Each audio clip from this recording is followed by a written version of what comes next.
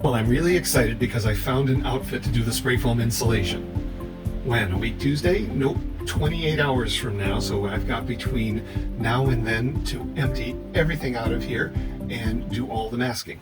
After a lot of relocating stuff to the garage and cleaning, the bus is now substantially empty and I'm ready to start masking. I'm starting with some packing tape I've had in a drawer for years, whose chief attribute, in addition to being transparent, apparently is that it doesn't want to stick. Because that's what you want to have happen when you're on a tight deadline. Here's a fresh 3-pack I got from Walmart. Fingers crossed that it sticks better.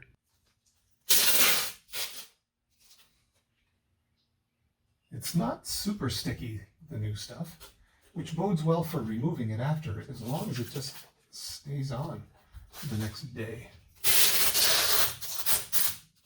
I've got 21 hours to go.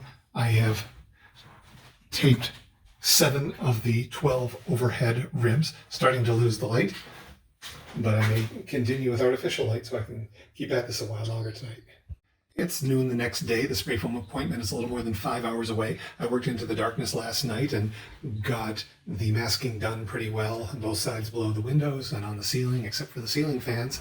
The back wall continues to be a challenge. I think I've got it done. The issue is there are wires that at one point will be behind the spray foam and at another point will emerge out from the spray foam to be dressed and kept on this ledge. And it's just a little fussy figuring out how that works. This packing tape has no stretch to it. If you try to get it to stretch over a gap like that, it's just going to end up coming loose. So I end up cutting it here to relieve the tension. Between the 2 Maxxair fans on the ceiling, I've got about $1,000 Canadian tied up, and they're not going to spin very well if they're fouled with spray foam, so it's really important that the masking work here. I've got some heavy-duty clear plastic that I've taped in place, and I'll keep checking it before I turn the bus over to them to make sure everything's sticking. This piece I'm trying to put up on the rear fan has already fallen down once, and given how critical it is that it stay up,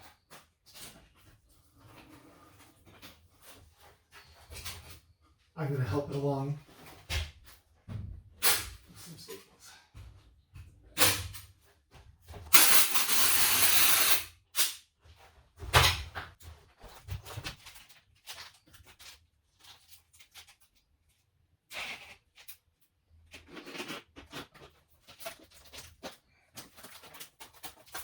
Well, this represents a few hours of work for my wife and me, done all off camera because time was just so tight.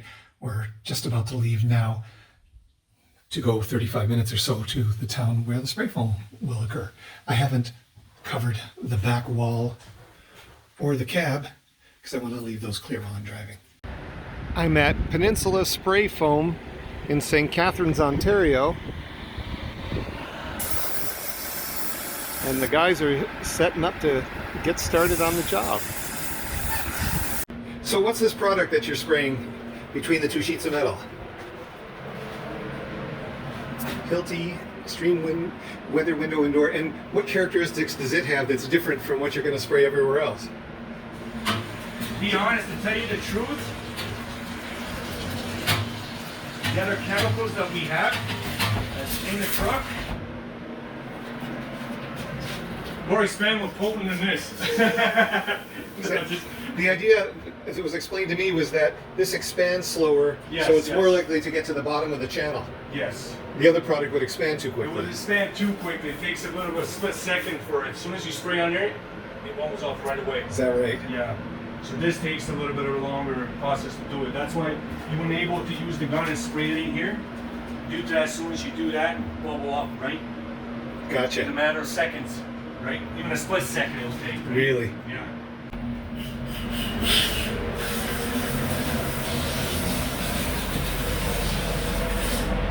Shortly they're going to switch to the main sprayer, and for that you need special clothing and breathing equipment. I don't have that stuff or any training, so I'll be safely outside. But we've cut a hole in the masking here at the back door. I've got a weatherproof GoPro, and I want to see if I can get some footage from outside. This device provides filtered air for the operator to breathe. With all the masking, there's no ventilation to speak of inside.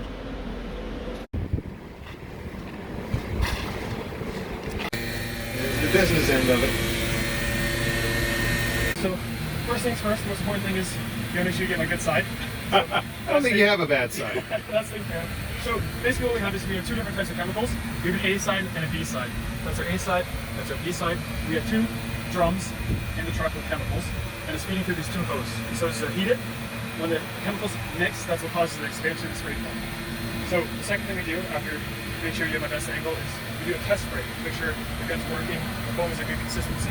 So we're going to look at that, we do that read the garbage.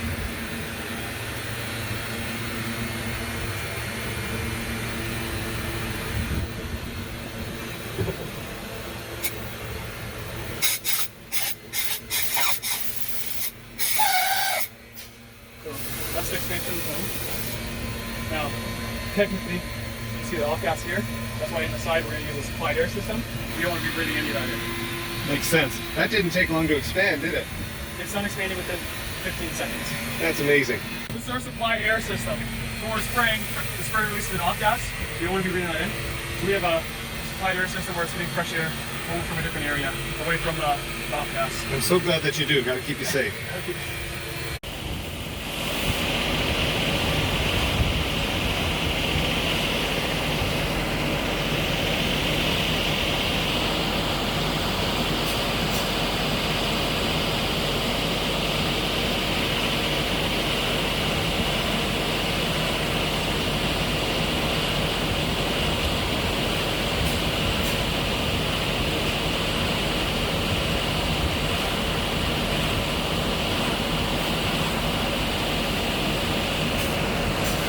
You were working hard. How did it go in there? With insulation, it's definitely hotter in there now. Oh, must be. As you're spraying, it's like, oh, I guess the insulation's working. It's getting pretty hot in here. Is there more to do inside? Yeah. I might have to go one more time. Still gonna double check. I think Okay. 95% is done now. Looking good.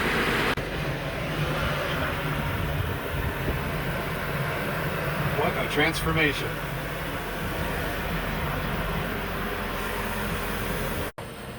Finishing touches and cleanup.